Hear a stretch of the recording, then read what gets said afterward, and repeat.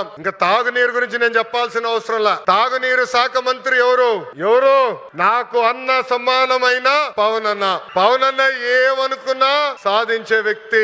ప్రతి cabinet meeting లో మేము చర్చిస్తాం. తాగునీరు ఒక ప్రయారిటీ అని ఆయన ప్రతి కేబినెట్ మీటింగ్ లో చెప్పారు. గత ప్రభుత్వం నాశరికమైన పనులు చేసింది, ప్రాజెక్ట్ ని పక్కన పెట్టేసింది. తిరిగి కేంద్ర ప్రభుత్వాన్ని ఒప్పించి నిధులు కేటాయించి ఈ రోజు ఆ ప్రాజెక్ట్ కి టెండర్ స్థాయికి తీసుకొచ్చారు నా అన్న పవన్ అన్న. త్వరలోనే ఆగిపోయిన పనులని ప్రారంభిస్తాం. ప్రతి గడపకి కుళాయి ద్వారా తాగునీరు కూడా అందించే బాధ్యత కూటమి ప్రభుత్వం తీసుకుంటుందని ఈ సభాముఖంగా తెలుపుకుంటూ ప్రకాశం జిల్లా ప్రజలందరూ ఒకటే కోరుతున్నా. వైకాపా పరిస్థితి చూస్తుంటే జాలేస్తుంది. వాళ్ళు పని చేయరు, పని చేయాలనుకున్న వాళ్ళ చేత పని చేయనీరు. ఈ రోజు కొత్తగా చెప్తున్నారు ఈ ప్లాంట్ల ద్వారా ఏదో అయిపోతుందని. వాళ్ళని అడుగుతున్నా, మీరు ఇంట్లో గ్యాస్ సిలిండర్లు వాడరా, కట్టెపొయ్యిలు వాడుతున్నారా?